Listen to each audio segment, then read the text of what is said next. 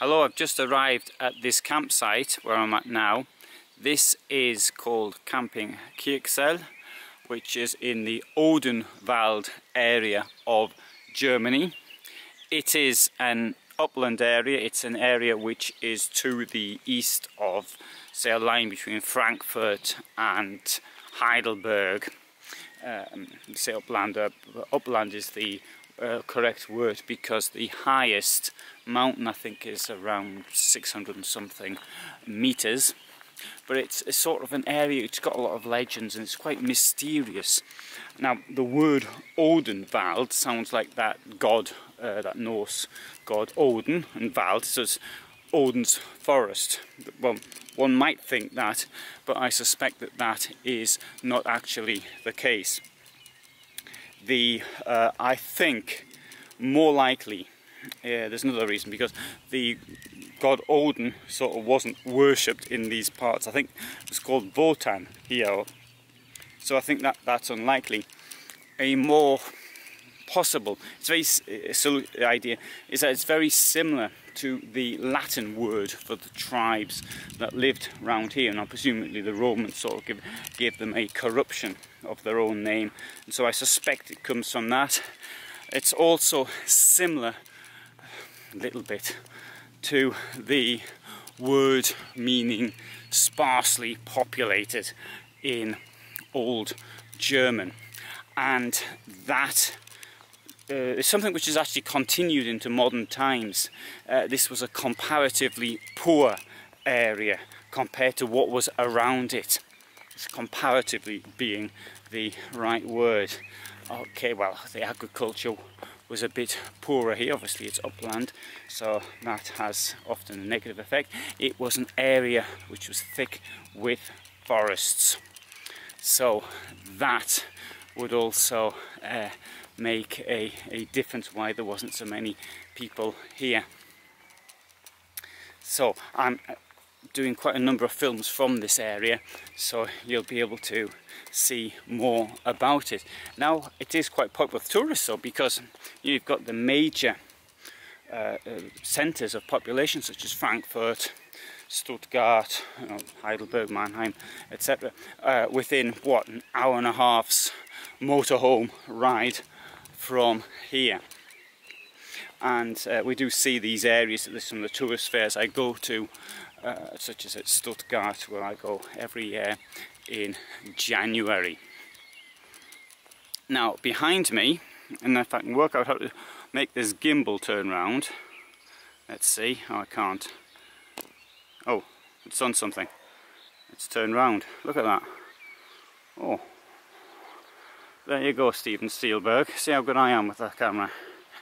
Right, so it's you can see the mist there coming off the mountain. It's now about 8 o'clock. It is the 8th of June 2018.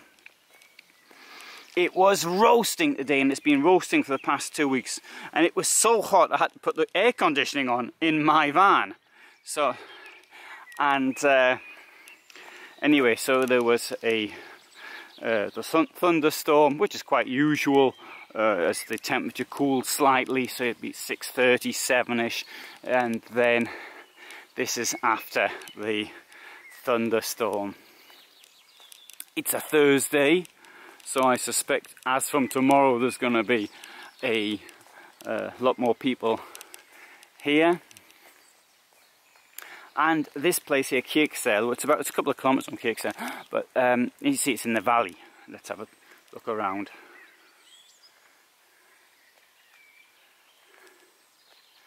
So at the moment it's, I think it's attractive now. After this thunderstorm, it makes it look pretty good.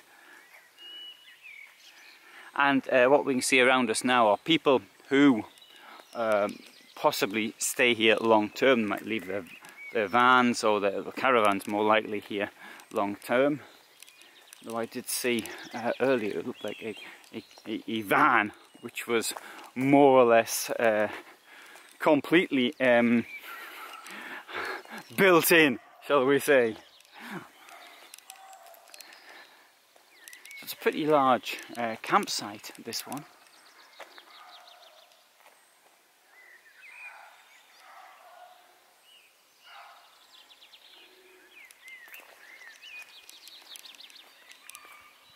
There's a castle at the other side of the hill to my left now, so hopefully I'll take the bike there. 7-8 kilometers on the bike. On foot it'll only be a couple of kilometers, but I think the bike will be considerably quicker. So we've got the road up there, but I think since I started filming, it was the first vehicle that went past.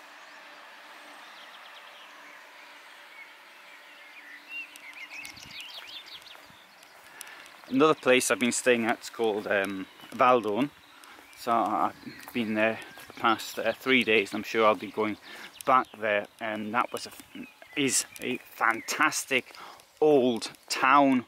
It's got a town hall, for example, from 1448, and it's still used as a town hall. Some wonderful half-timbered old buildings.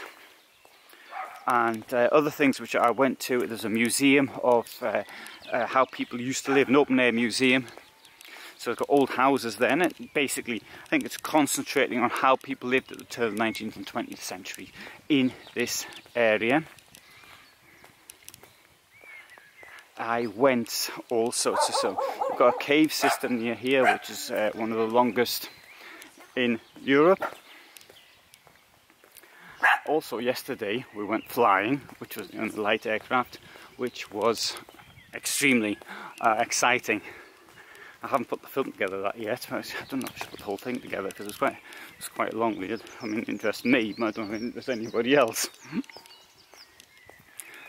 And you can hear the animals as well. And one of the happenings that's going to be here in the motorhome world is last August, there was an attempt to beat the world record for the longest motorhome convoy, and I believe it was the largest gathering of motorhomes ever. But it failed to meet the convoy. A lady from the Guinness Book of Records didn't like it, so something went wrong. There was too much of a gap, and so there's going to be another attempt this year. That's going to take place on the third weekend of September, or second weekend. It's the 15th, so that'll be the third weekend, wouldn't it? And so I'm trying to promote that a bit, and I'll say more about that in other films. But if you want to come, and you can come here, you're very welcome. And there's a big program other than that which has been arranged. Now, this campsite is rather old.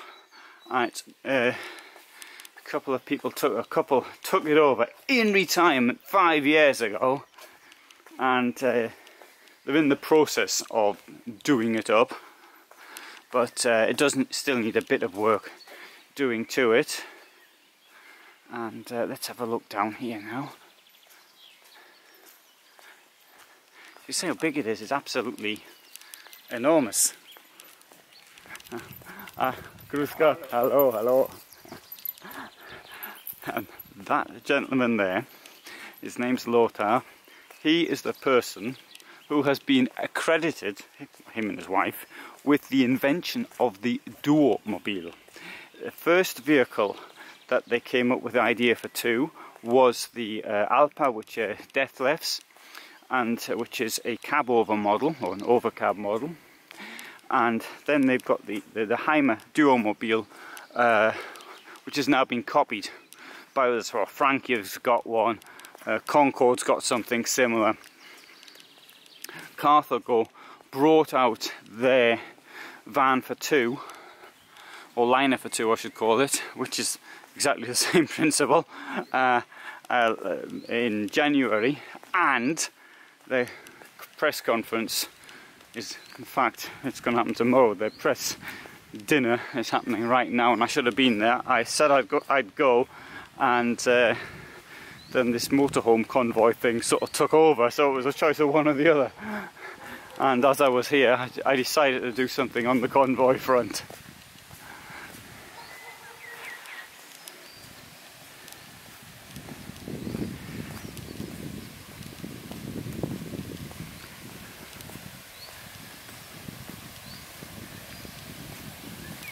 And so we've got the forest up there on the left. We've got a road up there on the right, I see. So I'll be going out there on my bike.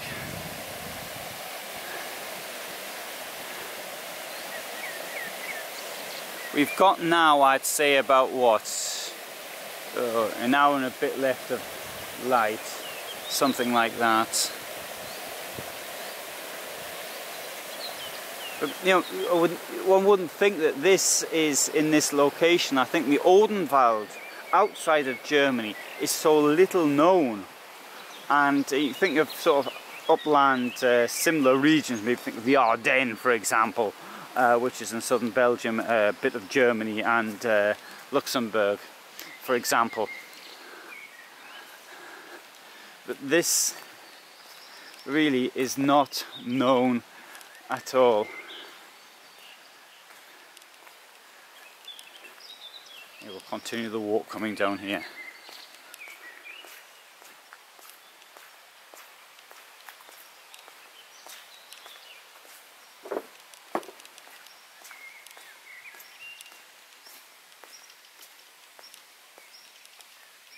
But I really do feel I've got this contact with nature here, which is great. Now, so these static caravans, so people would leave, they would pay a set fee, but lots of campsites have this, so they pay sort of a ground rent for the year, and for example for the campsite owners, that sort of guarantees them their income. I mean, it wouldn't be a huge amount of cash. I don't know how much, I don't really even want to guess, but you can sort of do a quick calculation yourself and think, well, if you've got, say, 50 static caravans, and there's more than 50 here, and you times that by a sum, and you think, well, how much would the costs be? And you sort of work it out like that.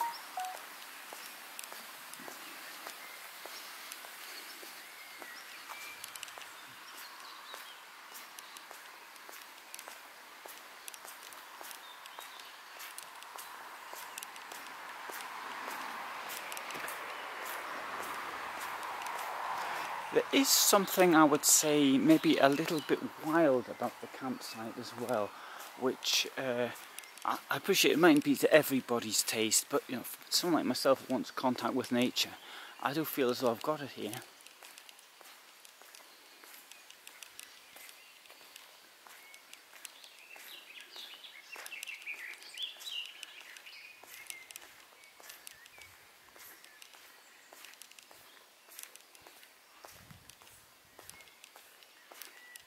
I'm really glad I came here. It wasn't planned. This is like the sort of thing which campervan life is all about, these accidents that happen. I came here because I thought I'd drop in and see a friend.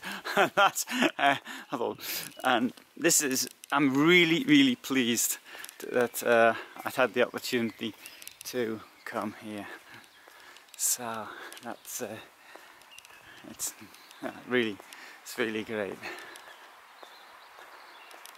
Oh, you can see the blue sky now.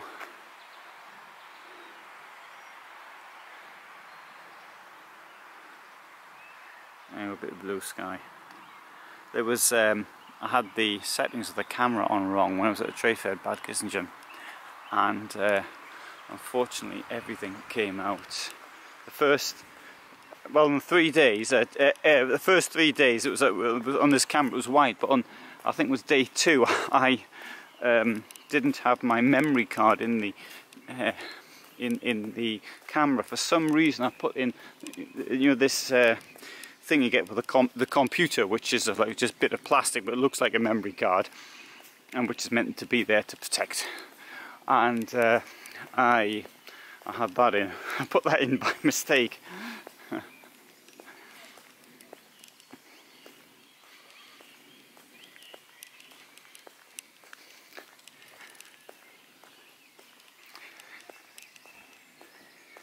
We've got some water there.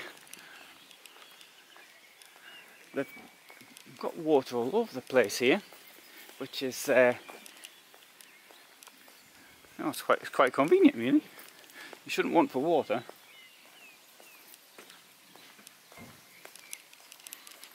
Oh, some new visitors have arrived.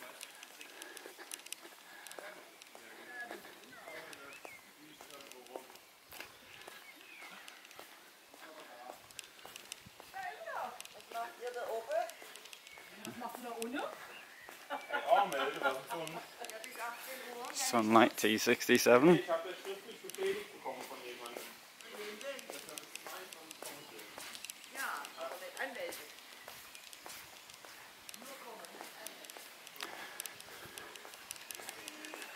Well, I found the bins.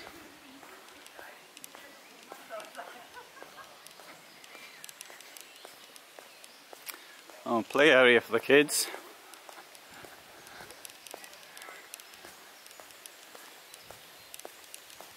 Oh, there's even more of it down there.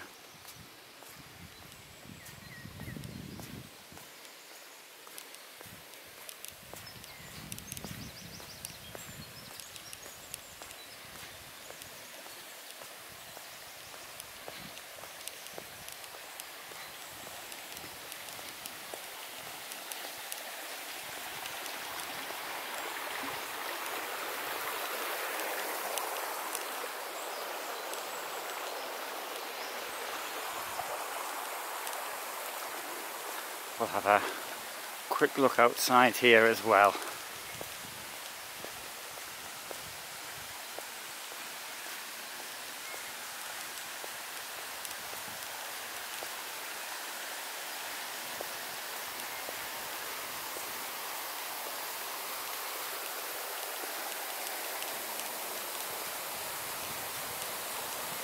Now Kirchzell, as a town or village really, has a history going back about 1,200 years, and which owes its existence to the monks which have an abbey at Amorbach, which is about, what, 5-6 kilometres from Kirchzell, so about 8-9 kilometres from here.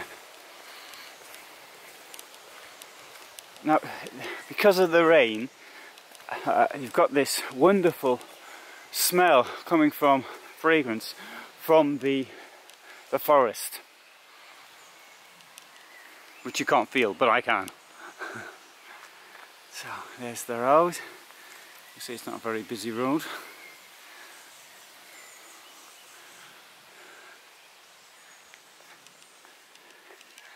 And down there. Now you might be able to hear the water falling, but it's not rain, it's from the trees, I think.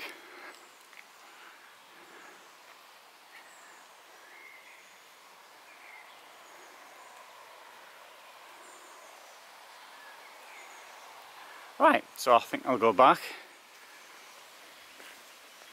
I'm usually in bed at 9 o'clock, but I'm up at 4, and as I'm up at 4, it might be a great opportunity to go out for a dawn walk.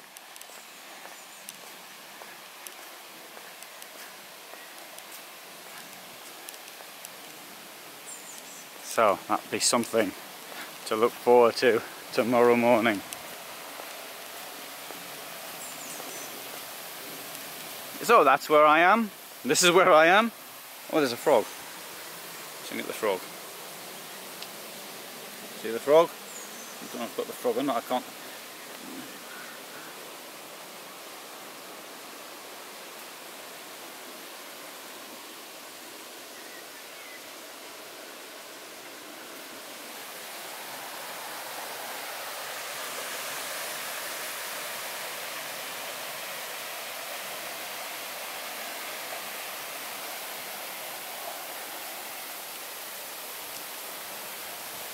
So if you found this interesting, I shall obviously be posting much more on this area, what I'm doing on this trip, which is this is my big trip of the year, the 2018. 2017 was in Austria, southern Germany and Switzerland. 2016 and that was in Italy, a bit in Austria, etc. And 2015, well, was Italy last year, but I didn't really do anything very long in that year. First thing I put on the internet was a tour I did in 2007, Europe 2007, then did Europe 2008. And it's much better now. I've got a camper van. Don't have to sleep in the car.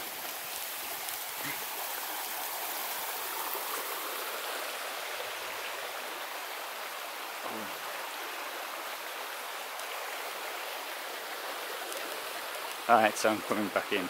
So, thank you for watching. If you've got this far, that's great.